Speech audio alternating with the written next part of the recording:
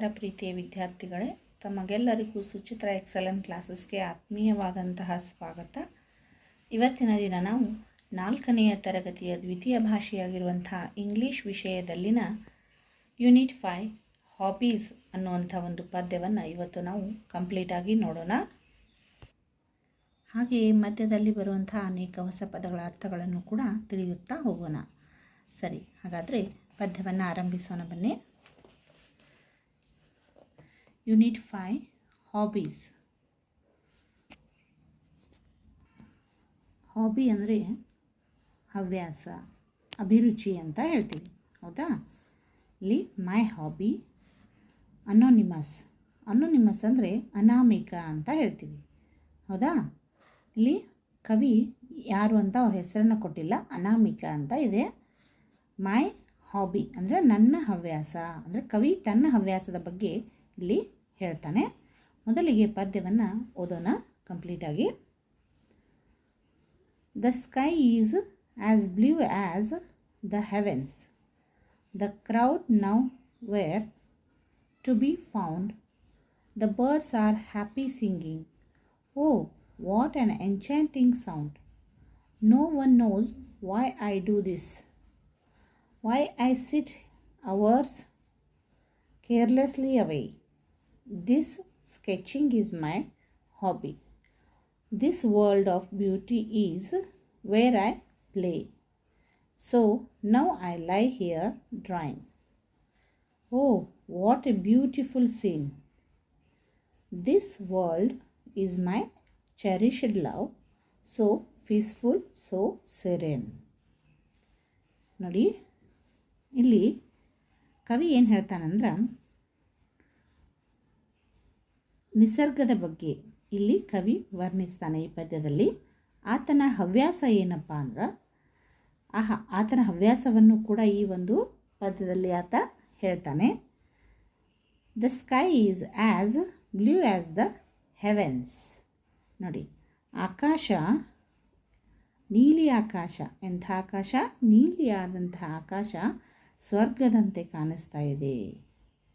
The crowd nowhere to be found. ಎಲ್ಲಿ ಹುಡುಕಿದರೂ ಕೂಡ ಗದ್ದಲ, ಸಪ್ಪಳ. ಕ್ರೌಡ್ ಅಂದರೆ ಜನಸಮೂಹ, ಎಲ್ಲಿಯೂ ಇಲ್ಲ. The birds are happy singing. ನೋಡಿ, ಎಲ್ಲಿಯೂ ಕೂಡ ಗದ್ದಲ, ಸಪ್ಪಳ ಇಲ್ಲದೇ ಇರೋದರಿಂದ ಪಕ್ಷಿಗಳು ಸಂತೋಷವಾಗಿ ಹಾಡ್ತಾ ಹೋಗ್ತಾ ಇವೆ. Oh what an enchanting sound. Enchanting ಅಂದರೆ ಮರಳುಗೊಳಿಸುವಂತಹ. ಎಂಥ ಸೌಂಡ್ ಅದು ಅಂದ್ರೆ ಪಕ್ಷಿಗಳ ಒಂದು ಹಾಡು ಯಾವ ರೀತಿ ಇದೆ ಅಂದ್ರೆ ನಮ್ಮನ್ನು ಮರಳು ಮಾಡುವಂತಹ. ಎನ್ಚಾಂಟಿಂಗ್ ಅಂದರೆ ಮರಳುಗೊಳಿಸು, ಆನಂದವನ್ನು ಉಂಟು ಮಾಡುವಂಥ ಒಂದು ಸಪ್ಪಳ ಶಬ್ದ ಅಂತ ಕವಿ ಹೇಳ್ತಾನೆ. No one knows why I do this. ಯಾರಿಗೂ ಗೊತ್ತಿಲ್ಲ ನಾನು ಯಾಕೆ ಇದನ್ನು ಮಾಡ್ತಾ ಇದ್ದೀನಿ. Why I sit hours carelessly ಅವೇ.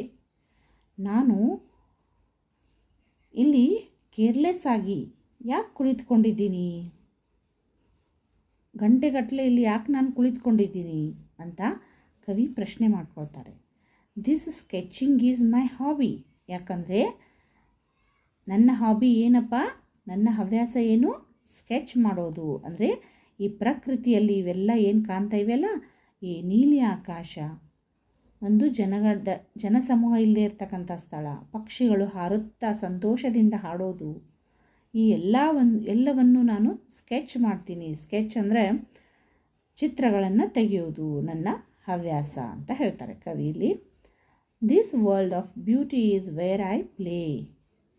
ಈ ಜಗತ್ತು, ಈ ಸುಂದರವಾದಂತಹ ಜಗತ್ತಿನಲ್ಲಿ ನಾನು ಯಾರೂ ಇಲ್ಲದೇ ಇರ್ತಕ್ಕಂಥ ಒಂದು ಸ್ಥಳದಲ್ಲಿ ನಾನು ಆಟವನ್ನು ಆಡ್ತೇನೆ. So now I lie here drawing. ನಾನು ಇಲ್ಲಿ ಯಾಕೆ ಮಲಗಿದ್ದೀನಿ ಅಂದರೆ ಚಿತ್ರವನ್ನು ತೆಗೀಲಿಕ್ಕೆ. Oh what a beautiful scene. ವಾ, ನೋಡಿ ಏನಂತಾರೆ ಕವಿಯಲ್ಲಿ, ಓ ಇದೆಷ್ಟು ಚೆನ್ನಾಗಿದೆ, ಎಷ್ಟು ಸುಂದರವಾದಂಥ ಒಂದು ದೃಶ್ಯ ಅಂತ ಕವಿ ನಿಸರ್ಗದ ಬಗ್ಗೆ ವರ್ಣಿಸ್ತಾರೆ. This world is my cherished love, so peaceful, so serene. ನೋಡಿ, ಕವಿ ಏನು ಹೇಳ್ತಾರಂದ್ರೆ, ಈ ಒಂದು ಜಗತ್ತು ನಾನು ಈ ಜಗತ್ತನ್ನು ನಾನು ಪ್ರೀತಿಯಿಂದ ಪಾಲಿಸಬೇಕು, ಸಂತೋಷದಿಂದ, ಶಾಂತತೆಯಿಂದ, ಪ್ರಶಾಂತವಾಗಿ. ಸೆರೆನ್ ಅಂದರೆ ಪ್ರಶಾಂತವಾಗಿ ಈ ಒಂದು ಸುಂದರವಾದಂತಹ ನಿಸರ್ಗ ಪ್ರಕೃತಿಯ ಒಂದು ಸೊಗಡನ್ನು ನಾನೇನು ಮಾಡಬೇಕು, ಪ್ರೀತಿಯಿಂದ ಅದನ್ನು ಪಾಲಿಸಬೇಕು. ಚೆರಿಷ್ಡ್ ಅಂದರೆ ಪಾಲಿಸಬೇಕು ಅಂತ ಕವಿ ಹೇಳಿಕೊಳ್ತಾರೆ. ಅರ್ಥ ಆಯ್ತಾ? ಈ ಒಂದು ಚಿತ್ರಗಾರ ಅಂದರೆ ಚಿತ್ರವನ್ನು ಬರೆಯುವಂಥ ಒಂದು ಆತನ ಹವ್ಯಾಸ, ಕವಿಯ ಹವ್ಯಾಸ. ಅವ್ರು ಏನು ಮಾಡ್ತಾರಂದ್ರೆ ಈ ಪ್ರಕೃತಿಯನ್ನು ಎಷ್ಟು ಚೆನ್ನಾಗಿ ವರ್ಣಿಸ್ತಾರೆ ಅಲ್ವಾ? ಅರ್ಥ ಆಯ್ತಾ ಮಕ್ಕಳೇ? ಈ ರೀತಿಯಾಗಿ ತಮ್ಮ ಹವ್ಯಾಸವನ್ನು ಕವಿ ಈ ಪದ್ಯದಲ್ಲಿ ಮೈ ಹಾಬಿ ಅನ್ನುವಂಥ ಒಂದು ಟಾಪಿಕನ್ನು ತೆಗೆದುಕೊಂಡು ಹೇಳಿದ್ದಾರೆ. ಇನ್ನು ಇದರಲ್ಲಿ ಬರುವಂಥ ಅನೇಕ ಹೊಸ ಪದಗಳ ಅರ್ಥಗಳನ್ನು ನೋಡೋಣ. Unit 5 hobbies, my hobby. New words: hobby, ಅಭಿರುಚಿ, ಹವ್ಯಾಸ. ಎನ್ಚಾಂಟಿಂಗ್, ವೆರಿ ಪ್ಲೇಸೆಂಟ್, ಅಟ್ರಾಕ್ಟಿವ್ ಅಂದರೆ ಮರಳುಗೊಳಿಸುವ, ಆನಂದವನ್ನುಂಟು ಮಾಡುವುದು. ಸ್ಕೆಚ್, ಡ್ರಾ, ಚಿತ್ರ ಬರೆಯುವುದು. ಸೆರೆನ್ ಅಂದರೆ ಕಾಮ್, ಪ್ರಶಾಂತವಾಗಿರುವುದು. ಹೆವೆನ್ಸ್, ಸ್ವರ್ಗ. ಕ್ರೌಡ್, ಜನಸಮೂಹ. ಫೌಂಡ್, ಹುಡುಕುವುದು. ಬ್ಯೂಟಿ, ಸುಂದರ. ಲೈ, ಮಲಗು. ಸೀನ್, ದೃಶ್ಯ. ಚೆರಿಷ್ಡ್, ಡಿಸೈರ್ಡ್ ಅಥವಾ ಪಾಲಿಸಬೇಕಾದ. ವರ್ಲ್ಡ್, ಜಗತ್ತು. ಪೀಸ್ಫುಲ್, ಶಾಂತವಾದ. ಈ ರೀತಿಯಾಗಿ ಮೈ ಹಾಬೀಸ್ ಅನ್ನುವಂಥ ಒಂದು ಪದ್ಯದಲ್ಲಿ ಬರುವಂಥ ಇವೆಲ್ಲ ನ್ಯೂ ವರ್ಡ್ಸ್ಗಳನ್ನು ಎಲ್ಲರೂ ಕೂಡ ಬರೆದುಕೊಳ್ಳಿ. ಸರಿನಾ? ಇನ್ನು ಇದುವರೆಗೂ ನಾವು ಪದ್ಯದ ವಿವರಣೆಯನ್ನು ನೋಡಿದೆವು, ಹಾಗೆ ನ್ಯೂ ವರ್ಡ್ಸ್ಗಳನ್ನು ಕೂಡ ತಿಳ್ಕೊಂಡಿವಿ. ಇನ್ನು ಇದರ ನಂತರದಲ್ಲಿ ಬರುವಂಥ ಪ್ರಶ್ನೋತ್ತರಗಳನ್ನು ಈಗ ಒಂದೊಂದಾಗಿ ನೋಡೋಣ. Speak or read aloud. Read and answer orally. ಇಲ್ಲಿ ಕೊಟ್ಟಿರ್ತಕ್ಕಂಥ ಪ್ರಶ್ನೆಗಳಿಗೆ ಉತ್ತರಗಳನ್ನು ಈಗ ಒಂದೊಂದಾಗಿ ನೋಡುತ್ತಾ ಹೋಗೋಣ.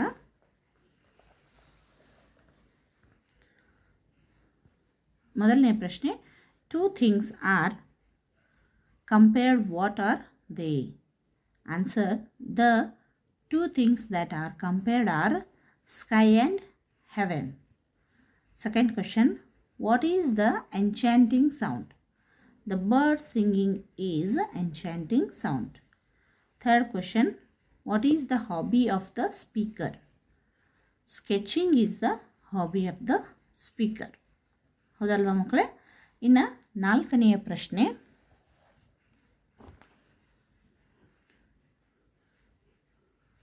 The speaker says he sits carelessly away because.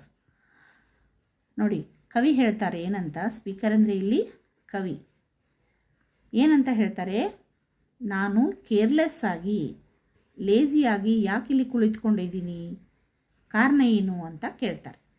Answer: ಇಲ್ಲಿ 3 ಆಪ್ಷನ್ ಕೊಟ್ಟಿದ್ದಾರೆ. ಕರೆಕ್ಟ್ ಆದಂಥ ಆನ್ಸರನ್ನು ನಾವು ಗುರುತಿಸಬೇಕು.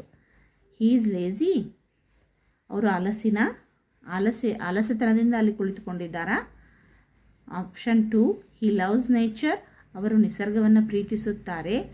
ಆಪ್ಷನ್ ಸಿ, ಹಿ ಹೇಟ್ಸ್ ಕ್ರೌಡ್ಸ್. ಇಲ್ಲಿ ಉತ್ತರ ಏನಪ್ಪ, ಅವರು ನಿಸರ್ಗವನ್ನು ಪ್ರೀತಿಸುತ್ತಾರೆ. ಅದಕ್ಕೋಸ್ಕರ ಅಲ್ಲಿ ಕುಳಿತುಕೊಂಡು ಸ್ಕೆಚ್ ಮಾಡೋದ್ರಿಂದ ಅವರಿಗೆ ಹಾಬಿ ಏನಿದೆ, ಸ್ಕೆಚಿಂಗ್ ಅಲ್ವಾ? ಅದಕ್ಕೋಸ್ಕರ ಅವರು ನಿಸರ್ಗವನ್ನು ಪ್ರೀತಿಸುತ್ತಾ ಅಲ್ಲಿ ಕುಳಿತುಕೊಂಡಿದ್ದಾರೆ. ಇದು ಸರಿಯಾದ ಉತ್ತರ. ಇನ್ನು 5th question, the speaker says the world is. ಕವಿ ಏನು ಹೇಳ್ತಾರಂದ್ರೆ, ಇಡೀ ಜಗತ್ತು ಹೇಗಿದೆ ಅಂದ್ರೆ ಪೀಸ್ಫುಲ್ ಆ್ಯಂಡ್ ಸೆರೆನ್. ಇಲ್ಲೇನು ಬರೀಬೇಕು, peaceful, PEACEFUL, peaceful and serene, SERENE, serene ಅಂದರೆ ಪ್ರಶಾಂತ. ಈ ರೀತಿಯಾಗಿ ಜಗತ್ತು ನನಗೆ ಕಾಣ್ತಾ ಇದೆ ಅಂತ ಕವಿಯಲ್ಲಿ ಹೇಳ್ತಾರೆ. ಅರ್ಥ ಆಯ್ತಾ? ಇಲ್ಲಿವರೆಗೂ ನಾವೇನು ಮಾಡಿದ್ದೀವಿ, 4th ಸ್ಟ್ಯಾಂಡರ್ಡ್ ಇಂಗ್ಲೀಷ್ನಲ್ಲಿ ಬರುವಂಥ ಯೂನಿಟ್ 5 ಹಾಬೀಸ್ ಅನ್ನುವಂಥ ಒಂದು ಪದ್ಯದ ಸಂಪೂರ್ಣ ವಿವರಣೆಯನ್ನು ನೋಡಿದೆವು. ಹಾಗೆ ಅನೇಕ ನ್ಯೂ ವರ್ಡ್ಸ್ಗಳನ್ನು ನೋಡಿದೆವು. ಹಾಗೆ ಪ್ರಶ್ನೋತ್ತರಗಳನ್ನು ಕೂಡ ಕಂಪ್ಲೀಟಾಗಿ ನೋಡಿದ್ದೆವು ಅಲ್ವಾ? ಎಲ್ಲರೂ ಕೂಡ ಪೂರ್ತಿ ವಿಡಿಯೋನ ನೋಡಿ ಪಾಠವನ್ನು ಅರ್ಥೈಸಿಕೊಳ್ಳಿ, ಪ್ರಶ್ನೋತ್ತರಗಳನ್ನು ಬರೆದುಕೊಳ್ಳಿ, ಹಾಗೆಯೇ ನ್ಯೂ ವರ್ಡ್ಸ್ಗಳನ್ನು ಕೂಡ ಬರೆದುಕೊಳ್ಳಿ. ನಮ್ಮ ಒಂದು ವಿಡಿಯೋ ನಿಮಗೆ ಲೈಕ್ ಆಗಿದ್ದರೆ ಲೈಕ್ ಮಾಡಿ, ಕಮೆಂಟ್ ಮಾಡಿ, ಶೇರ್ ಮಾಡಿ. ನಿಮ್ಮ ಒಂದು ಲೈಕ್, ಕಮೆಂಟ್ ನಮಗೆ ತುಂಬ ಪ್ರೋತ್ಸಾಹದಾಯಕವಾಗಿರುತ್ತದೆ. ಹಾಗೆ ನಮ್ಮ ವಿಡಿಯೋಗಳು ನಿಮಗೆ ಇಷ್ಟ ಆಗಿದ್ದರೆ ಹೆಚ್ಚು ಹೆಚ್ಚು ಶೇರ್ ಮಾಡಿ. ಯಾರಾದರೂ ಇದೇ ಮೊದಲ ಬಾರಿಗೆ ನಮ್ಮ ಚಾನಲ್ನ ನೋಡ್ತಾ ಇದ್ದರೆ ಪ್ಲೀಸ್ ಸಬ್ಸ್ಕ್ರೈಬ್ ಮಾಡಿ. Thank you for watching.